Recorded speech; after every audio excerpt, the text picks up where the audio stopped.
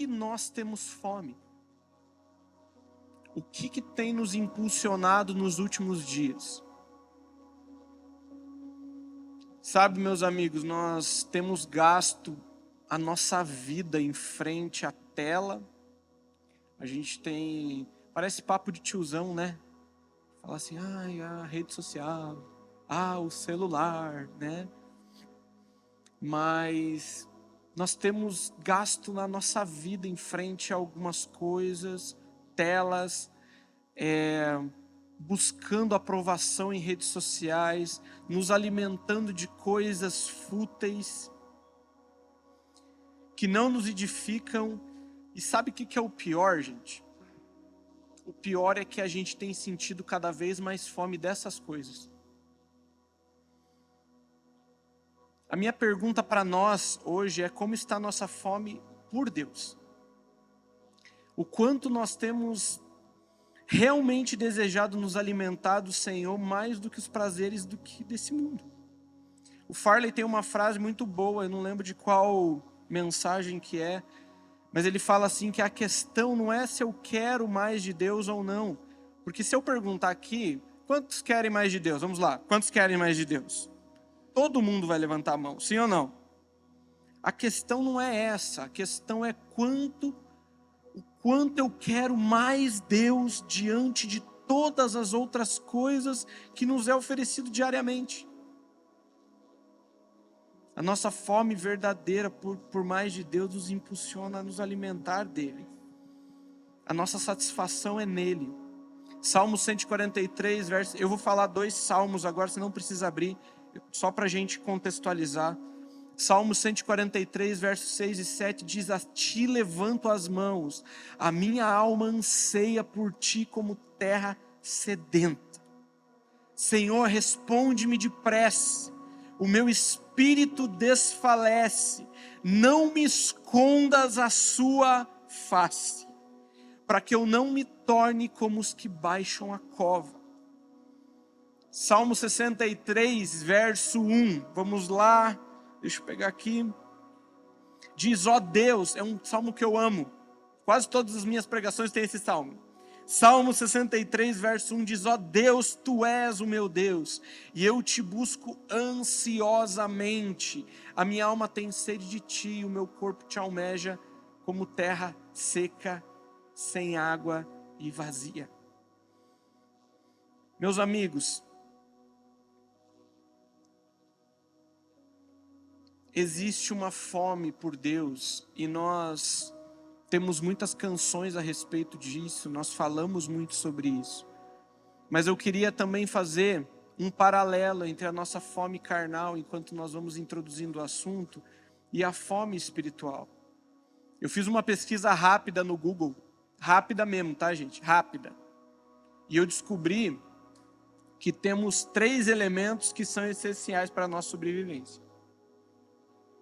Na verdade são 4, mas eu elenquei esses 3 para a gente falar mais a respeito.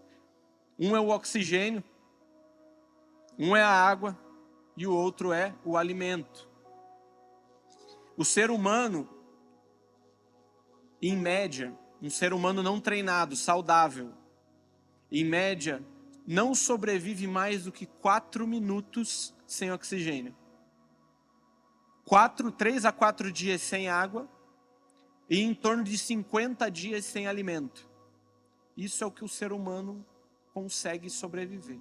Então eu quero te dizer que se você não é treinado, logicamente se você é da Marinha Americana ou da Marinha do Brasil, quem sabe, se você mergulhar, e você até consegue de repente ficar mais do que 4 minutos. Mas alguém aqui normal, eu por exemplo, talvez fique 20 segundos, né?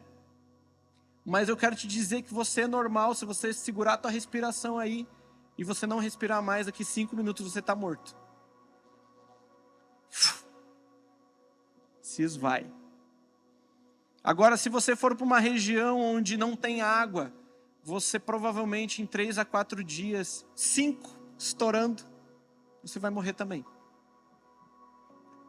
E se você for para uma região onde você não tem alimento, não tem da onde conseguir comida, você vai sobreviver no máximo 50 dias. Lembrando que o jejum de Jesus foi lá 40 dias. Vocês lembram disso? Sim ou não? Muito bem. É interessante e talvez um pouco curioso perceber que o Senhor se apresenta para a gente como esses elementos. Talvez você tenha até visto em alguma rede social isso daí. Mas Atos 17, 24 e 25 diz que Ele é o ar que nós respiramos, ou a nossa respiração. Diz assim: o Deus que fez o mundo e tudo que nele existe, sendo Ele Senhor do céu e da terra, não habita em santuários feitos por mãos humanas, nem é servido por mãos humanas, como se precisasse de alguma coisa, pois Ele mesmo é quem dá, quem a todos dá vida, respiração e tudo mais. Ele também é a nossa água viva. E Ele também é o nosso pão da vida. João 6,35 diz: Jesus respondeu: eu sou o pão da vida. Quem vem a mim jamais terá fome, e quem crê em mim jamais terá sede. Este é o paralelo, na verdade, da fome carnal e espiritual. Jesus está dizendo assim: eu sou o pão da vida. Se você vir até mim, nada desse mundo você vai sentir fome, porque eu serei a tua satisfação por completo. Eu sou a água viva. Se você vir até mim e eu lhe der essa água, nada deste mundo você vai ter sede novamente, porque eu serei a sua satisfação. Então é o paralelo entre a fome e a sede carnal e a fome e a sede espiritual. A nossa satisfação nele. Quem crê nele jamais terá sede e fome das coisas desse mundo, porque os olhos estarão fixos nele. E a reflexão que eu quero trazer hoje para vocês é sobre uma fome verdadeira por Deus. A impressão que eu tenho é que a gente ainda não entendeu a seriedade disso. O Senhor tem ministrado há muito tempo a respeito de fome no meu coração. E fome, meus amigos, é desespero. Fome é desespero. A fome mexe com a nossa reputação, a fome mexe com o nosso estilo de vida, a fome mexe com a nossa vida. Faz sentido? E eu queria entrar no primeiro ponto. O que é fome? O que é fome? A gente tem sido bombardeado diariamente, principalmente em épocas de eleição. A gente ouve muito falar sobre o mapa da fome no Brasil, o mapa da fome mundial. E a gente tá tão corriqueiro pra gente que a gente passa batido e a gente não tem noção do que é fome. No dicionário, eu vou trazer uma reflexão do dicionário, amém? Vamos lá? 3 pontos a respeito de fome. Primeiro ponto, o que é fome? Desejo ou necessidade urgente de alimento. Sensação causada pela necessidade de comer, grande apetite. Segundo ponto, estado de fragilidade, provocado pela falta prolongada de alimento. Carência alimentar, desnutrição, subnutrição. E a última, situação de escassez dos seres vivos. Indigência, miséria, penúria. E quando a gente fala sobre fome e sede por Deus, o que vem na tua mente? Porque quando a gente olha para essa definição natural, a gente começa a olhar, talvez fazer um paralelo com a fome espiritual, e daí eu começo a questionar, porque falar, cara, eu tenho a necessidade urgente de alimento? O meu sentimento é de urgência realmente? Eu sou miserável, pobre, dependente por completo? E sabe, meus amigos, quando falamos de fome e sede por Deus, e essa pergunta eu faço porque eu tenho percebido que nós, nos últimos tempos, a gente está usando essa expressão de uma maneira que talvez não seja tão correta. Deus tem me confrontado muito sobre isso. Mais uma vez a gente canta canções, Senhor, temos tanta fome de Ti, nada mais satisfaz minha alma. nós cantamos canções, nós usamos frases de efeito. Quantos estão com fome e sede de Deus? Nós usamos a frase de ativação da fé. Se você tiver fome de Deus agora, a parada vai acontecer. A fome por Deus, inclusive, ela é assunto nas nossas mesas. Quantas mesas você já sentou? Espero que você tenha essas mesas. E foi compartilhado numa mesa assim, cara, eu tô queimando de paixão por Jesus. Eu tenho fome de Deus. Eu não sei, parece que alguma coisa entrou dentro de mim. Eu tenho fome. Ou, de repente, algum irmão compartilha, cara, eu não sei o que está acontecendo, mas eu estou perdendo a fome. Vocês já ouviram isso, sim ou não? Sim ou não, gente? Vamos lá, eu preciso da interatividade de vocês. Interação, vamos lá. Amigos, eu digo que a gente está usando essa expressão de maneira errada ou sem entendimento. Sabe por quê? Porque eu tenho uma impressão que nós cristãos, a gente tem entrado num lugar de romantizar a fome e a sede. A gente pegou uma expressão pesada, que é a fome e a sede, e nós estamos deixando ela comum. A gente tem deixado ela ordinária, lúdica, bonitinha. Sabe? Eu tenho fome. Meu amigo, você não está sem fome de Deus. E sabe, gente, a verdade é que a fome ela não é bonitinha. A fome ela não é hype. A fome ela não é uma canção que está no topo das paradas musicais. Ela não é mainstream. Ela não é estética. A fome ela é desespero, gente. A fome é desesperador. A fome ela é feia. Horrível. Ela é desesperadora. E sabe, eu tenho a impressão de que nós entramos num ciclo onde a gente fala que tem fome e sede para estar meio congregando com a galera da fome e da sede, sabe? Só que, meus amigos, fome e sede não é bonito. Fome e sede não é hype. Fome e sede não é gritar bem alto. Fome e sede é desesperador. Eu lembro de um culto que a gente estava aqui, eu acho que até era o dia que o Mike Shia estava. E eu lembro que em algum momento do tempo de adoração eu berrei no microfone, que o Senhor estava gerando algo no meu coração, e eu gritei, eu tenho fome! Sabe por quê, meus amigos? O Senhor está cada vez mais... A impressão que eu tenho é que o Senhor está pegando uma pá e afundando a revelação, sabe? Aprofundando. E quando eu estou falando disso, gente, eu quero que vocês entendam a seriedade. De verdade. A terra árida que o salmista fala, ele está falando de uma situação de extrema necessidade.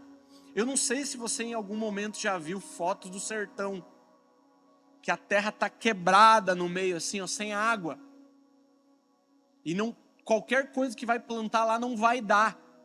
O cara não consegue se alimentar dali. Não tem água. E você vê a situação precária que aquelas pessoas vivem. E daí a gente tem a coragem de tornar essa expressão bonitinha. Ai, Jesus, meu coração é como terra seca. Cara, você não sabe o que é terra seca. Você não está ligado. É desesperador, gente. Eu não sei se você em algum momento da sua vida você já passou fome. E eu não vou perguntar quem já passou fome. Eu, graças a Deus, nunca passei fome natural, carnal. Passei necessidades, mas nunca fome. Talvez você também já tenha conhecidos em condições de extrema pobreza. Talvez você já viu pessoas na rua que não tem alimento, que pedem ajuda diariamente para saciar a sua fome. Às vezes passa um dia sem comer, com fome. Talvez também você tenha visto alguma propaganda. A TV com aquela música triste, tocando, geralmente de ONGs, geralmente da ONU, falando sobre a situação de países subdesenvolvidos, onde crianças aparecem desfiguradas, devido à situação de fome daquela família, nação ou povo. E sabe, às vezes a gente até muda de canal, né? Começa a música e fala, nossa, cara, nem quero ver essas coisas. Vai lá e muda de canal. Você já fez isso? Sim ou não? Sim, todo mundo acho que já fez. Tipo, meu Deus, cara, que ruim isso. Ai, não quero ver. Acontece, gente. Seja, né?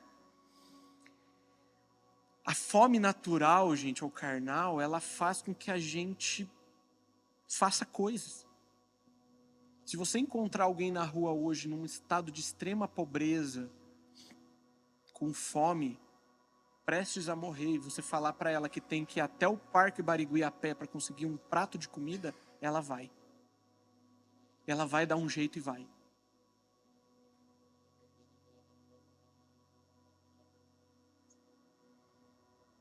A fome natural faz com que a gente se mova, caminhe para a nossa subsistência. Por que você trabalha hoje? Para ganhar dinheiro. Gente, você trabalha porque você não quer passar fome. Porque você precisa de dinheiro para comer. E a Bíblia fala que aquele que não trabalha também não coma. Então a fome natural, a fome carnal, ela faz com que a gente se mova. Você olha os boletos chegando, você fala, cara, não vai dar para comprar a traquinas esse mês. Vou ter que cortar, porque vai ter que pagar as outras coisas. A fome natural faz com que a gente, nas situações ordinárias da vida, faz com que a gente vá dentro de casa e comece a olhar. Já aconteceu isso com você? Você está com fome, ansioso e com fome, sabe? Você vai andando na casa assim, daí você começa a abrir os armários. Você já abriu umas 5 vezes os armários, sabe que não tem nada. Mas você vai lá e abre de novo. Por quê? Porque aquele desejo de comer, Quantas vezes você parou na frente da geladeira para pensar, abriu a geladeira e ficou assim... Ai, não quero isso. Poxa, só tem alface hoje. Vamos lá. Né? E você faz isso várias vezes porque é a fome te impulsionando para um lugar. Agora, minha pergunta, gente, para nós. Como a nossa fome espiritual está impulsionando nós? Está nos impulsionando. Ou se está nos impulsionando a fazer coisas. Você está gastando tempo, energia em busca da sua saciedade espiritual em Deus?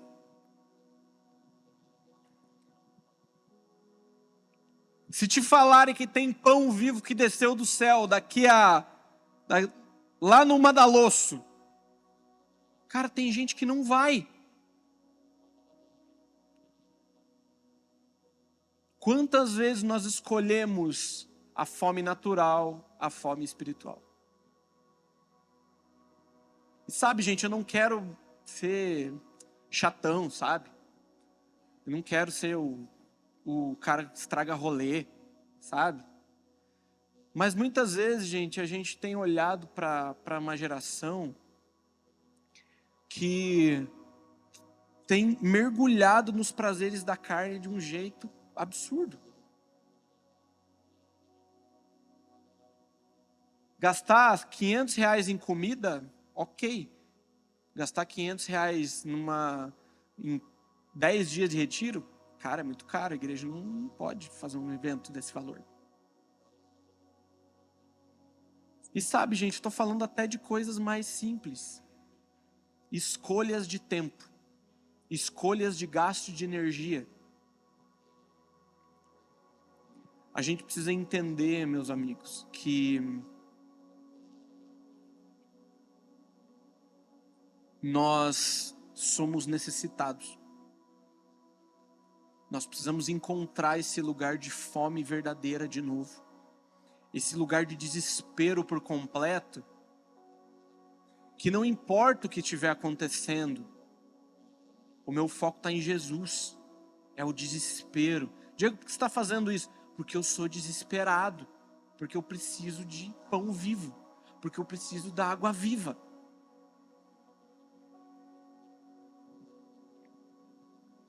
A gente precisa entender que existe um lugar de extrema pobreza em nós. De necessidade. E eu queria que você abrisse sua Bíblia em Mateus 5, verso 3. Vamos lá. Mateus 5, verso 3. Nós vamos falar das bem-aventuranças. Mateus 5, verso 3. As escrituras, meus amigos, elas falam sobre uma condição de pobreza em espírito.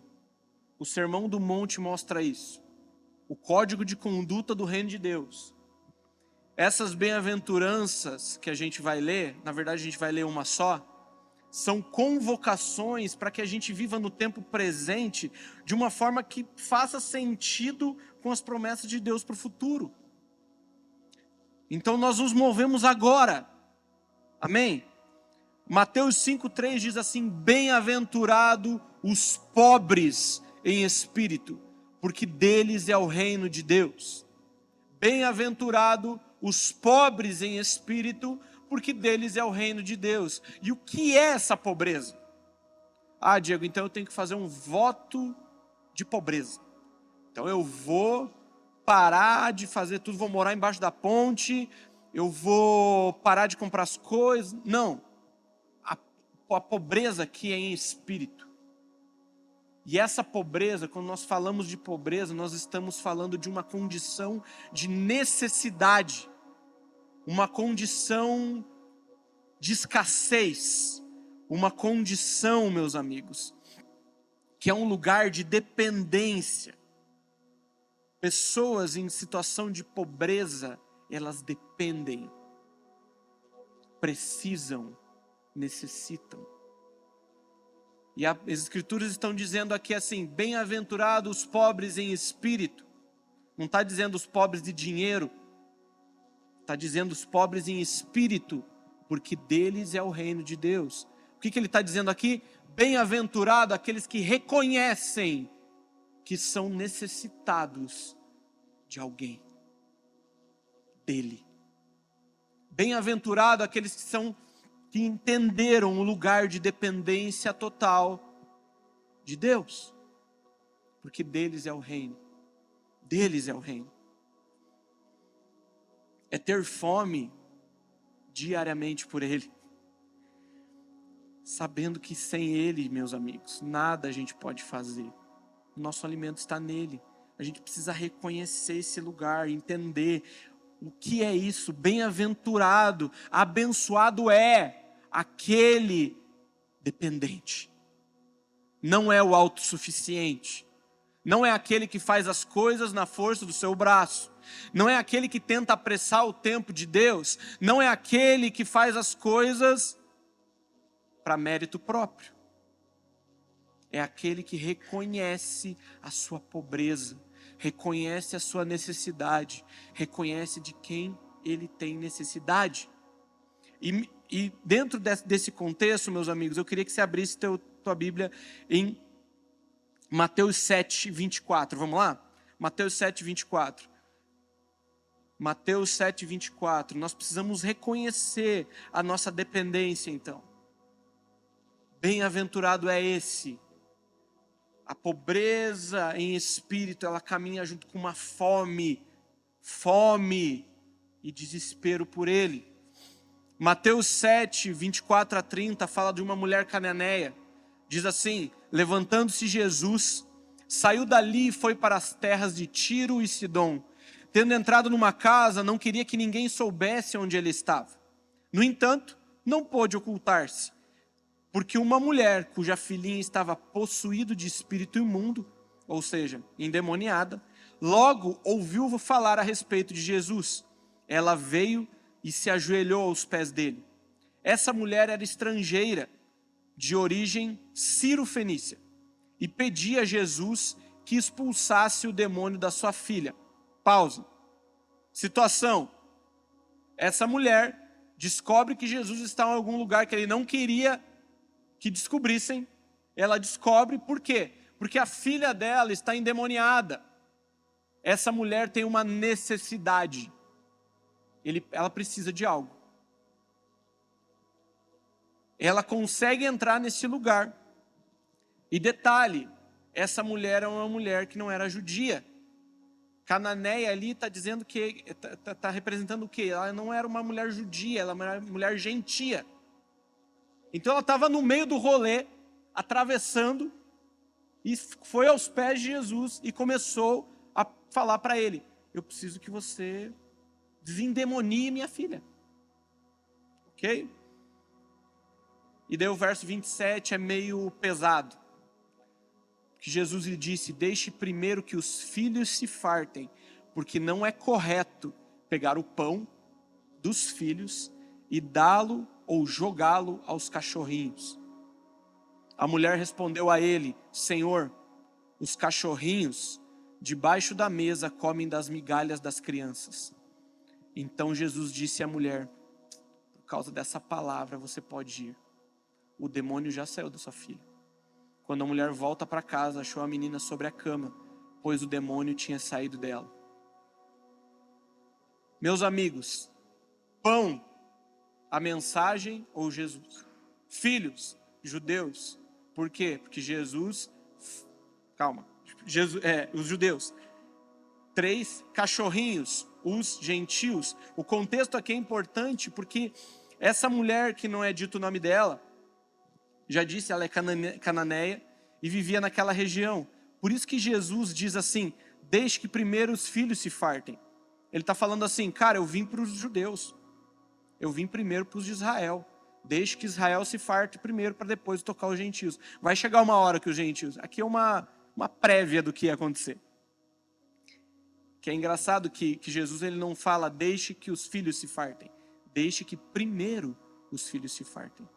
Jesus está anunciando algo aqui, falando assim: cara, alguma coisa vai acontecer em breve, pode ser que os gentios cheguem nesse rolê. E aconteceu, sim ou não?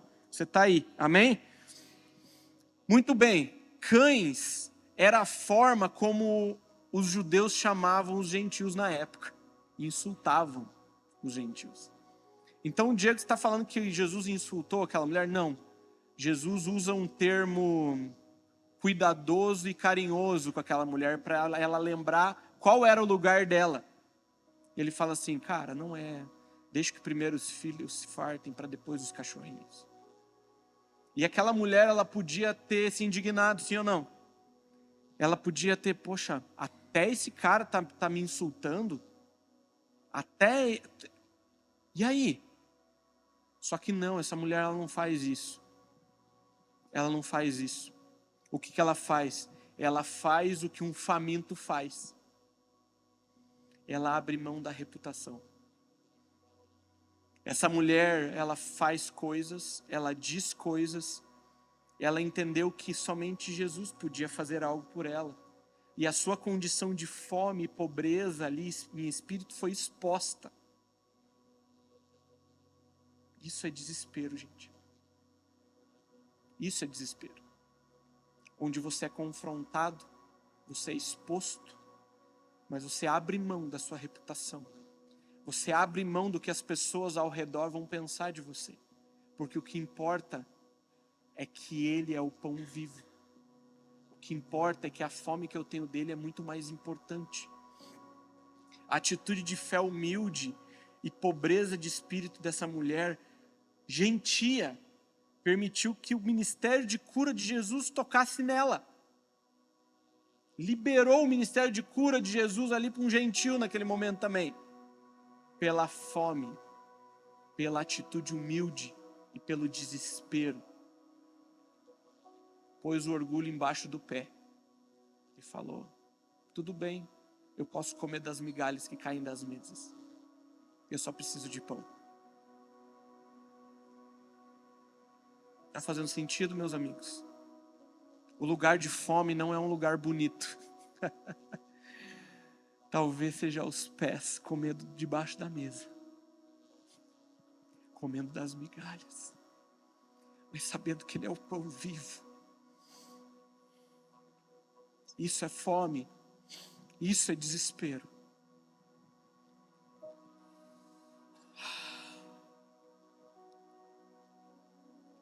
E sabe uma das coisas, um impedimento da nossa fome, meus amigos, é quando nós temos fartura de outras coisas.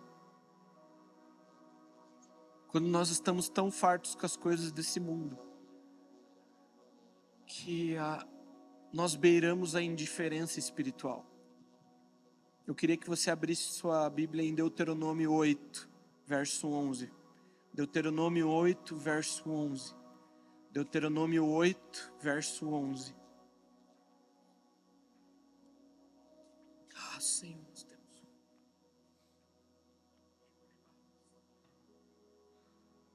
Deuteronômio 8, verso 11 a 14.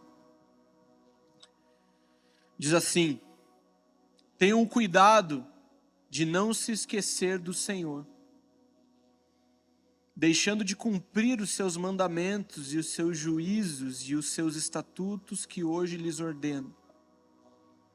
Não aconteça que depois de terem comido e estarem fartos, depois de haverem edificado boas casas e morado nelas, depois de multiplicarem o seu gado e os seus rebanhos, e aumentar a sua prata e o seu ouro, e ser abundante em tudo que vocês têm, se eleve o coração e vocês se esqueçam do Senhor seu Deus, que os tirou da terra do Egito, da casa da escravidão.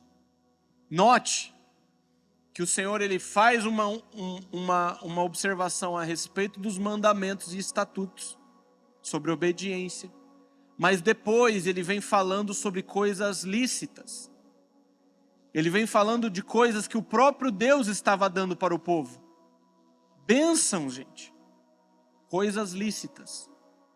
E ele fala assim: cuidado, para que na sua abastança, na sua abundância de ouro e prata, quando vocês edificarem boas casas, quando vocês comprarem bons carros, quando a sua profissão estiver no auge, quando tudo que eu ofereci para você, e você, obviamente,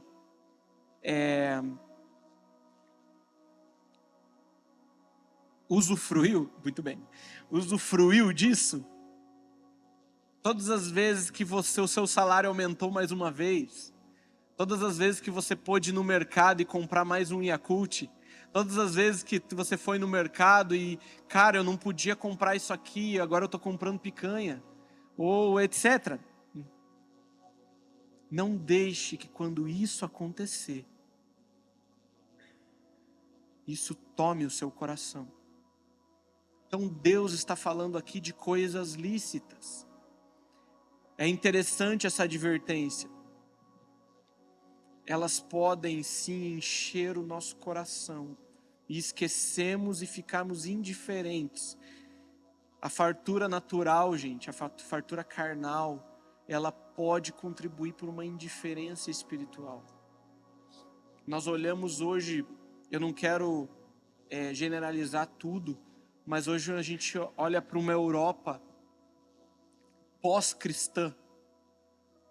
Você olha para lá e começa a perceber que eles estão tão bem sucedidos que não faz mais sentido eles dependerem de Deus.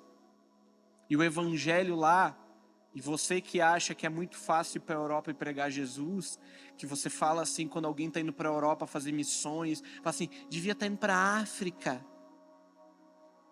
Eu quero te dizer que lá é um dos continentes mais difíceis de você entrar com o evangelho. Por quê? Porque eles estão vivendo uma realidade pós-cristã. Eles estão vivendo uma realidade que o dinheiro supre as necessidades. Meus amigos, isso pode tomar o nosso coração e nos tornar indiferente, sem fome, sem sede. E a gente canta na igreja. Temos fome, temos sede, mas a nossa alma está farta de outras coisas. Uma outra história, a história do jovem rico. Você não precisa abrir, eu vou só falar aqui o texto para vocês. Diz assim: certo homem de destaque perguntou a Jesus: bom mestre, que farei para herdar a vida eterna? Jesus respondeu: por que você me chama bom? Ninguém é bom a não ser um, que é Deus. Você conhece os mandamentos: não cometa adultério, não mate, não furte, não dê falso testemunho e honre seu pai e sua mãe. Então o homem disse: tudo isso tenho observado desde a minha juventude. Ouvindo isso, Jesus lhe disse: uma coisa ainda falta a você. Eu adoro quando a Bíblia fala uma coisa, porque parece tão fácil, né? Mas não é fácil. Uma coisa ainda falta a você: venda tudo o que tem, dê o dinheiro aos pobres, e você terá um tesouro nos céus. Depois venha e siga-me. Mas ouvindo essas palavras, ficou muito triste, porque era riquíssimo. Jesus, vendo-o assim triste, disse: como é difícil para os que têm riquezas entrar no reino de Deus, porque é mais fácil um camelo passar pelo fundo de uma agulha do que um rico entrar no reino de Deus. Os que ouviram isto perguntaram: sendo assim, quem pode ser salvo? Mas Jesus respondeu: o que é impossível para o ser humano é possível para Deus. Então Pedro, eu amo Pedro também, eu imagino Pedro gritando: oh, legal isso! E nós, que deixamos a nossa casa e seguimos o Senhor? Jesus respondeu: na verdade lhes digo que não há ninguém que tenha deixado mulher, irmãos, pais ou filhos por causa do reino de Deus que não receba no presente, muitas vezes mais, e no mundo por vir receberá a vida eterna. A passagem do jovem rico, meus amigos, mostra uma pessoa que parecia intensa. A gente já falou várias vezes aqui sobre isso. É um cara que vai à frente, se joga no chão, pergunta para Jesus: o que eu posso fazer para ganhar a vida eterna? Você talvez olharia para esse cara no culto e ficaria: poxa, esse cara é intenso por Jesus, ele está queimando. E daí, Jesus vai lá e confronta ele, falando: cara, uma coisa te falta. Legal que você faz tudo isso aí. Você deu check na lista. Top. Mas uma coisa falta. E quando Jesus expõe aquilo que satisfazia o desejo, o coração do jovem rico, e fala assim: cara, isso que está te satisfazendo agora, você precisa deixar. Porque lá na frente a parada vai estreitar. E lembra do primeiro e do segundo mandamento que eu não falei aqui? É ele que vai bater em você. E gente, quando Jesus fala sobre a riqueza, ele não está fazendo acepção de pessoa aqui. Ele não está falando do rico, falando assim: cara, o rico não vai rolar. O rico, ele vai aproveitar as coisas aqui na terra e pronto. Vai ficar por aqui junto com Satanás e seus demônios depois. Não, ele não está falando isso. Ele está falando porque Jesus não faz acepção de pessoas. O que ele está fazendo aqui é mostrando que o próprio rico precisa de uma atitude. Porque o que é impossível para o homem é possível para Deus. Ok? Deus não faz acepção. Quem dificulta o processo é o próprio jovem rico. Talvez se ele dissesse sim, nós saberíamos o nome dele hoje. A nossa alma está farta das coisas do mundo e sem apetite para o mundo espiritual, para o reino de Deus, para o alimento espiritual. A impressão que eu tenho, gente, é que a gente encheu a nossa alma de coisas desse mundo. Sabe quando você vai para um almoço e você enche a pança, destrói, o umbigo até estoura para fora, tipo aqueles frango que você põe no forno. Chester, desculpa, é Chester. Chester, não é frango. Frango é não, frango não. Chester. Alguém já viu uma criação de Chester aí? Eu não conheço. Nunca pensaram nisso, né? Você já viu um Chester vivo? Não? Não, né, gente? Por que a gente paga mais caro? Porque deram um nome bonito para ele, ok? Gourmetizaram o frangão e deram o nome de Chester. E a gente cai, mano. A gente cai. Agora tem um outro nome, né? No Natal é a ave natalina. Não é frango, é ave natalina. Não, eu comprei uma ave natalina. Que legal. Então tá, vamos lá, nada a ver, né? Mas vamos... Que viagem. Só para descontrair um pouco o peso aí. Meus amigos, a impressão que eu tenho é que a gente está indo para um jantar de família e a gente está se fartando das coisas desse mundo e enchendo a barriga. E sabe quando chega lá no final, a gente fala assim, tá faltando um docinho. Sabe? Uma sobremesinha. E a gente tem tratado o Senhor como essa sobremesinha. Esse docinho do final para você se sentir bem. E isso é triste, gente, porque a gente está invertendo os papéis. E é interessante aqui que o Jesus aproveita a situação do jovem rico para ensinar os discípulos. Falando assim, meu amigo, não é bem assim, olha só, vamos lá. Cara, vocês que deixaram tudo, vocês vão receber agora no presente e no porvir. Então, o Subirá, ele fala a respeito desse texto do jovem rico, ele fala assim, cara, talvez você olhe para o final e fale assim, cara, então é uma questão de merecimento? Não, não é uma questão de merecimento. É uma questão de esvaziamento para um novo enchimento. Então nós nos esvaziamos das coisas desse mundo, para que o Senhor encha-nos com as coisas dele. Então não se trata de merecimento, de você ir lá e pagar o preço desse jeito, com esse coração. É com o coração, Deus, eu amo o Senhor. Eu desejo, é o meu anseio, é a minha melhor comida. Você é o pão, você é a água, você é o vinho. E não o docinho, a sobremesa do final. A gente tem invertido e nos fartado como se as coisas desse mundo fossem a nossa principal refeição.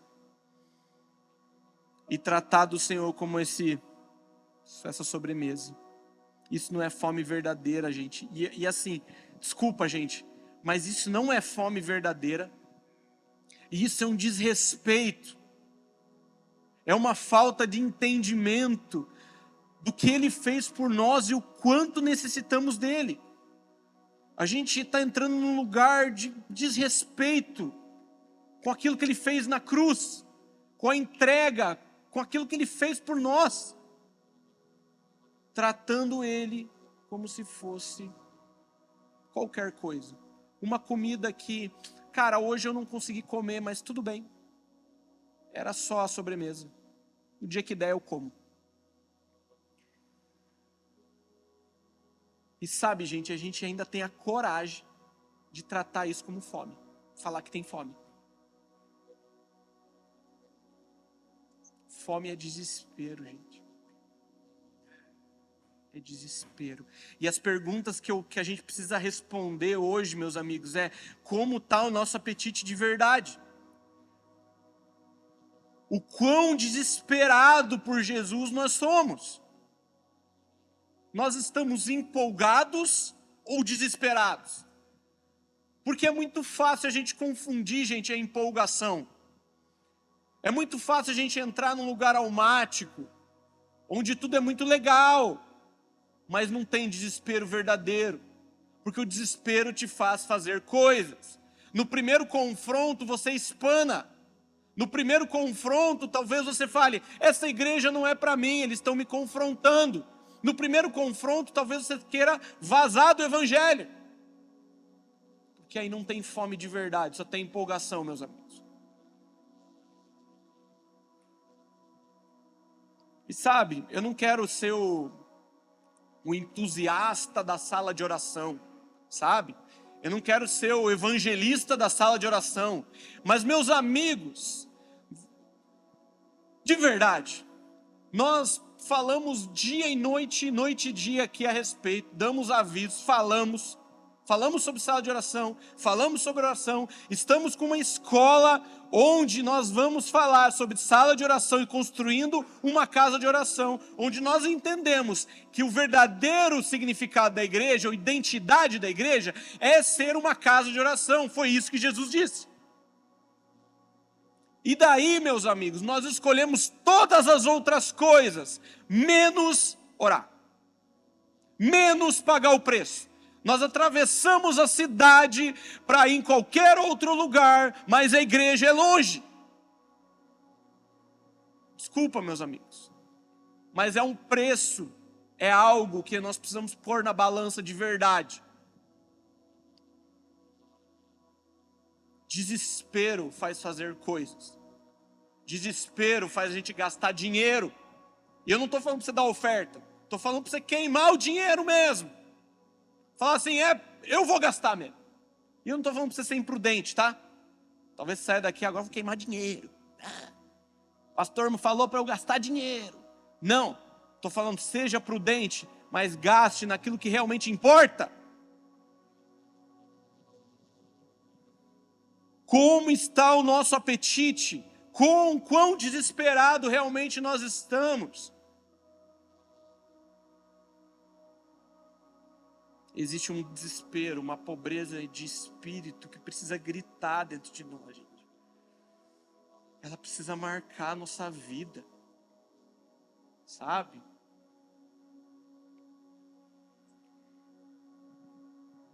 Eu queria falar de uma questão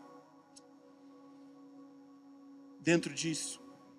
Tem um livro que eu li alguns anos atrás, chamado Louco Amor. Alguém já leu? Louco Amor, do Francis Chan. Na última sessão do livro, penúltima ou última sessão do livro, ele começa a contar testemunhos de pessoas que pagaram um preço absurdo pelo evangelho. E uma das coisas que mais me marcaram, assim, dos caras ali, que ele fala, é um médico, que já era um senhor de idade. O nome dele era Nathan Barlow. Esse médico ele foi para a Etiópia para tratar pessoas que tinham linfedema, que é tipo um problema que encontra nas áreas rurais, origem quando tem um solo meio vulcânico assim, e ele provoca inchaço, úlcera nos pés. Esse cara entendeu que deveria ir para a Etiópia para cuidar dessas pessoas. E é interessante que a filha dele traz ele para os Estados Unidos depois de algum tempo, e ele fala que precisava voltar o mais rápido possível.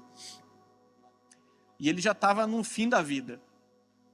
E nos últimos dias de vida, ele, não nos últimos dias de vida, mas um pouco antes de ele falecer, ele estava lá na Etiópia e ele começou a sentir dores no dente. Por causa, e lá não tem tipo saúde pública assim. Então ele teve alguns problemas assim, ele teve que voltar para os Estados Unidos para tratar o dente e deixar a missão lá. Meu amigo, esse missionário, quando ele chega no consultório odontológico, ele pede pro médico, pro doutor, pro dentista, retirar todos os dentes da boca dele e colocar dentadura, porque ele não queria precisar voltar de novo para os Estados Unidos e parar a missão. Você tem noção do que é isso?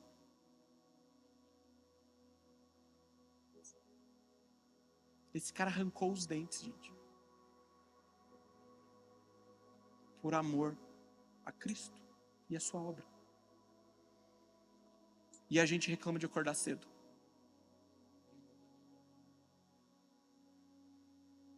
Já falei aqui a história dos moráveis que se entregaram, que o cordeiro receba a recompensa. Ivan Roberts, no Avivamento do País de Gales, a frase que ele mais falava era: Espírito Santo, dobra-nos.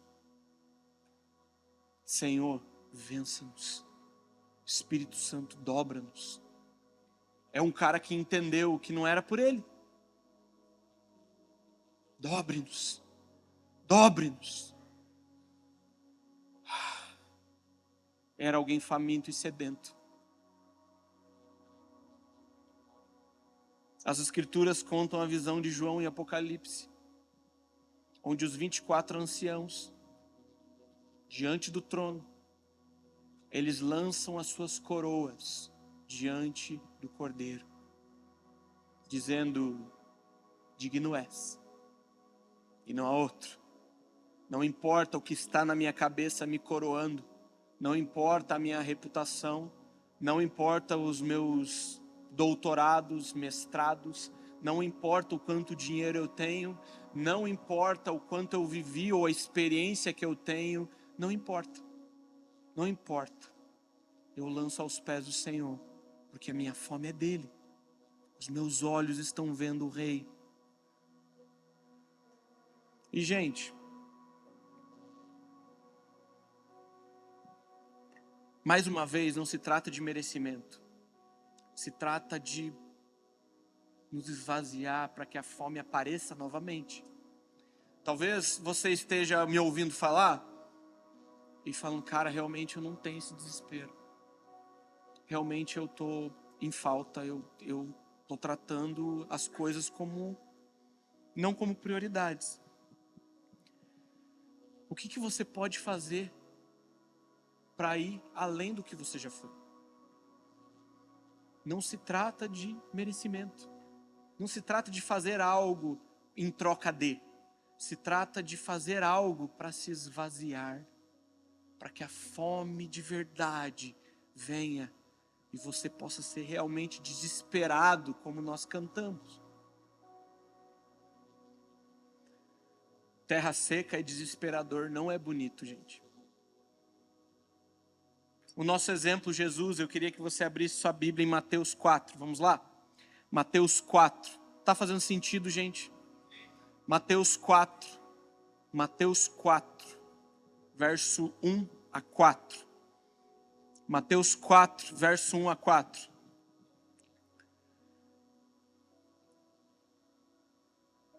Mateus 4, verso 1 a 4. Diz assim: a seguir, Jesus foi levado pelo Espírito ao deserto para ser tentado pelo diabo. E depois, diga depois de jejuar 40 dias e 40 noites, teve fome. Pausa. Era no meio do jejum? Não, era depois. Então tinha acabado. Ele teve fome. Então, o tentador, aproximando-se de Jesus, disse: se você é filho de Deus, mande que estas pedras se transformem em pães. Jesus, porém, respondeu: está escrito, o ser humano não viverá só de pão, mas de toda palavra que procede da boca de Deus. As Escrituras aqui dizem que Jesus teve fome. Depois de 40 dias, existe um processo no corpo humano que você começa a comer as gorduras do corpo até chegar num momento onde você está comendo pele. De tanto tempo que você está sem comida. Jesus teve fome após 40 dias.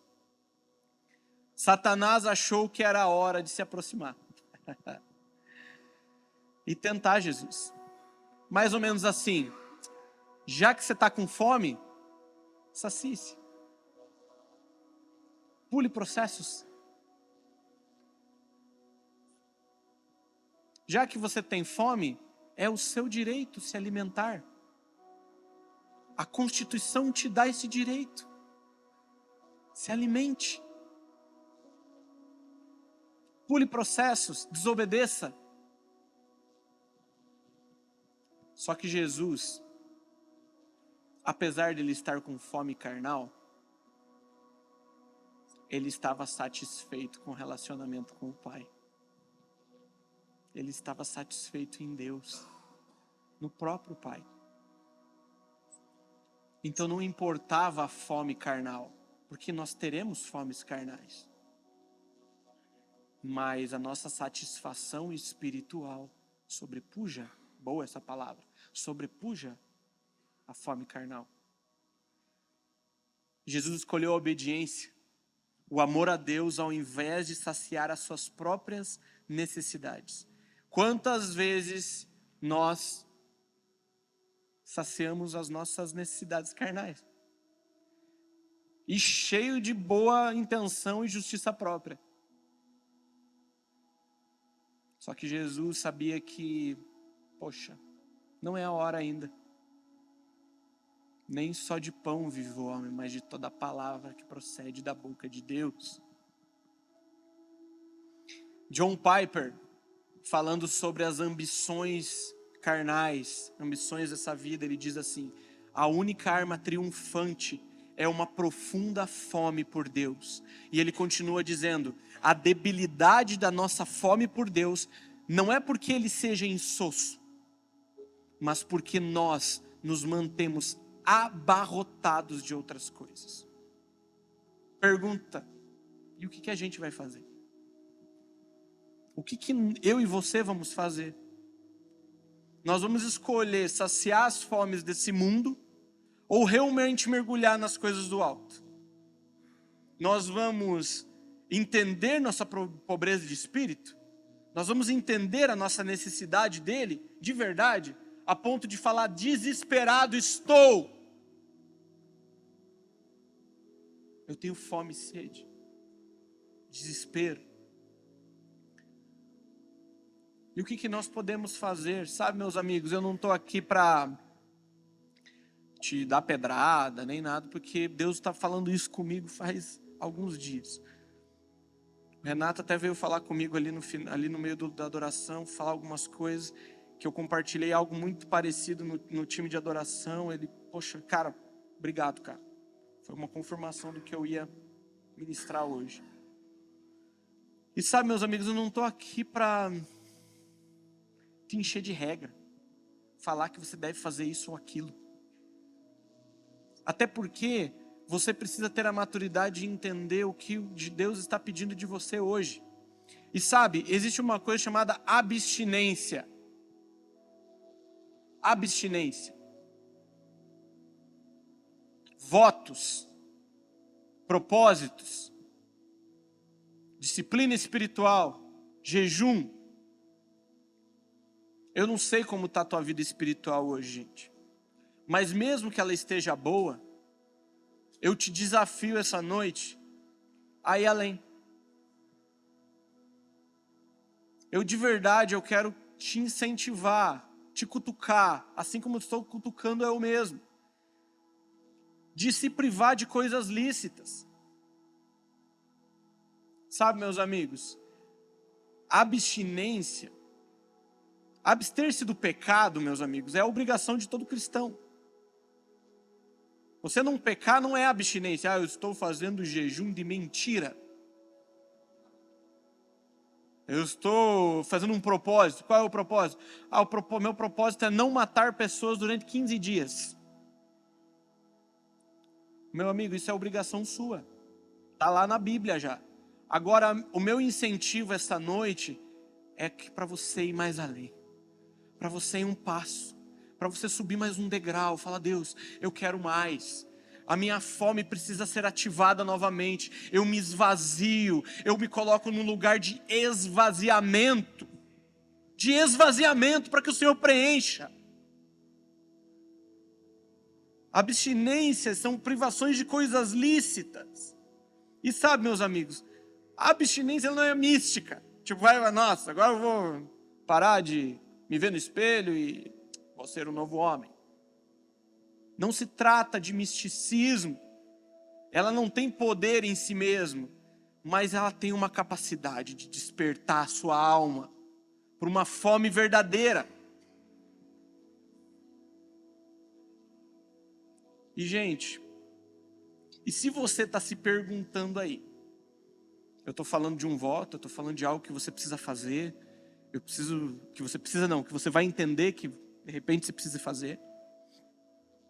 Eu estou falando de coisas que você precisa deixar.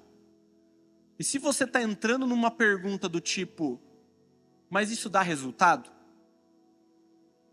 Eu quero te falar que você já entrou na mentalidade desse mundo, onde nós fazemos algo em troca de outras coisas. Onde nós perguntamos para quem é a galera do marketing aí, qual é o ROI? O retorno sobre o investimento disso. Resultado garantido ou o seu dinheiro de volta? Meus amigos, não se trata disso. Se trata de fazer as coisas sem buscar algo em troca. Se trata de fazer as coisas por amor, falando, Deus, eu me esvazio. Se demorar 20 anos, se demorar 50 anos, ou se nunca acontecer nada, eu quero dizer que eu vou continuar te amando e te buscando. A minha fome vai ser mais intensa por você.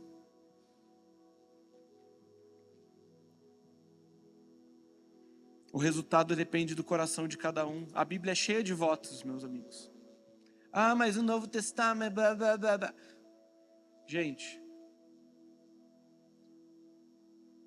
nazireado era um voto onde tinha um combo de coisas que você não podia fazer. Basicamente, o nazireado falava sobre consagração. Se você quer saber um pouquinho mais, tem um livro chamado DNA do Nazireu lá. É um livro que mexeu comigo há 10 anos atrás. E fala sobre isso. Você entrar num nível de consagração, de abandonar coisas que são lícitas, que são legais. Eu quero te incentivar para que hoje você possa realmente orar ao Senhor. A intenção dessa mensagem é que você te provocar para ir além, para você reconhecer que você talvez não seja tão faminto quanto você fala, talvez não tão sedento, e que você precisa se esvaziar.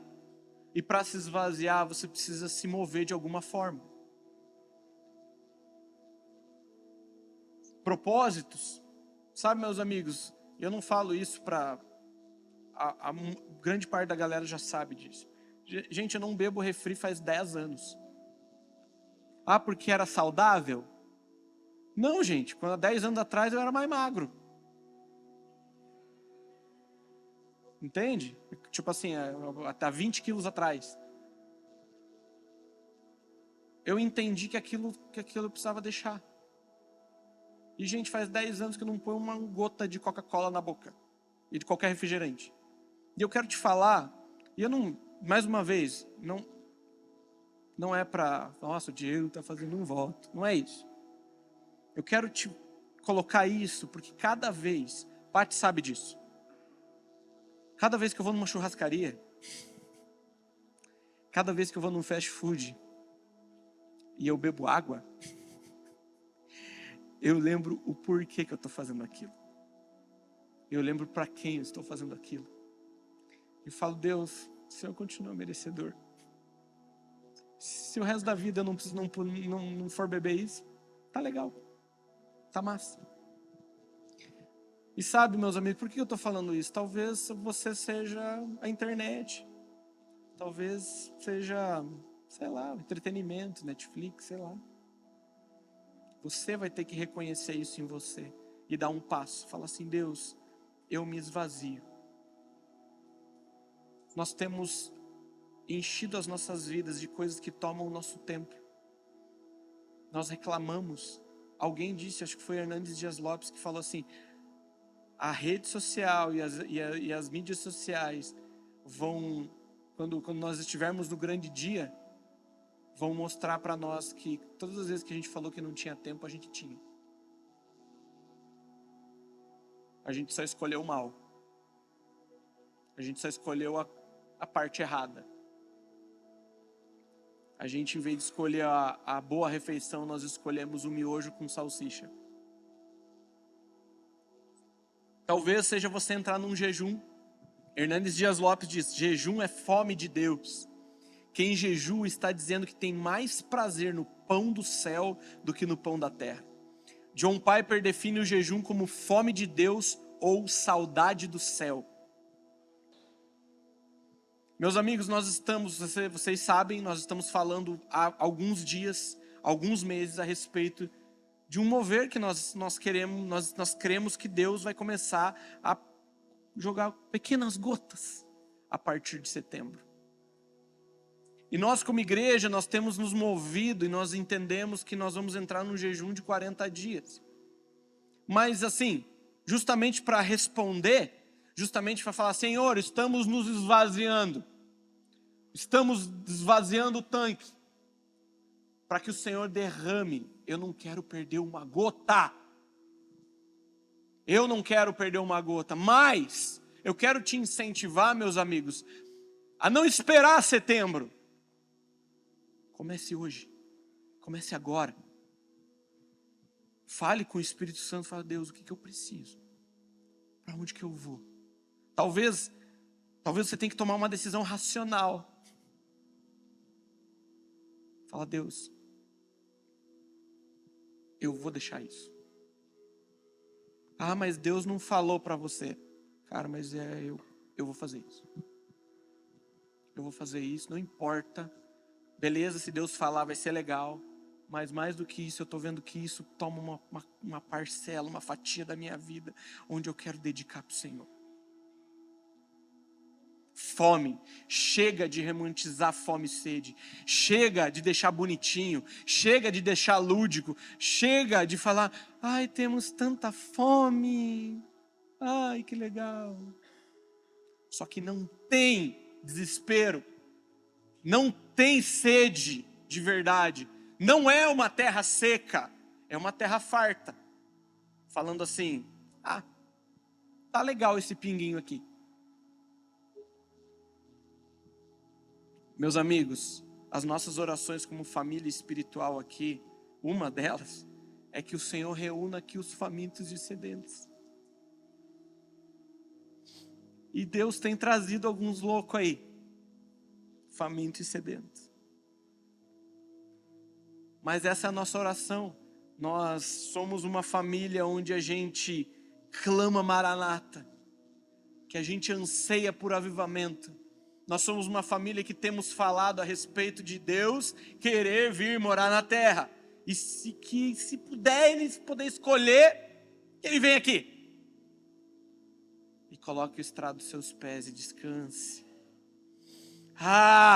Reunião após reunião, turno de oração após turno de oração para aqueles que vêm.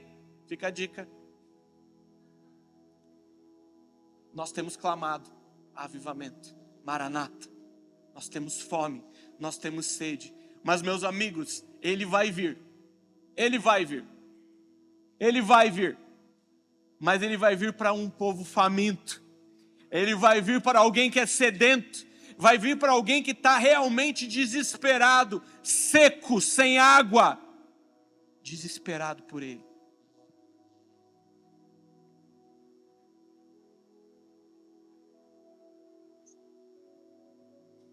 E para finalizar, meus amigos, queria até chamar o pessoal. Eu não sei o que o Senhor está falando com você. A minha oração para a noite de hoje foi, Senhor, que eu seja fiel àquilo que o Senhor tem mexido e provocado o meu coração.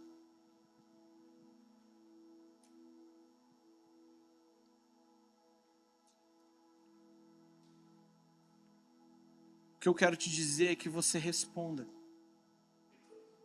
É que você não seja indiferente. Porque a indiferença mostra um sinal de fartura. A indiferença mostra que nós estamos fartos de outras coisas. O apelo de hoje, meus amigos, é para que você de alguma forma diga sim. Diego, mas eu já aceitei Jesus. Eu quero que você diga sim para uma vida desesperada. Eu quero que você diga sim para uma vida apaixonada, uma vida faminta e sedenta. Uma vida que tem prazer nas coisas do alto e não nas da terra. Uma vida que olha para Ele com desejo e anseio ardente.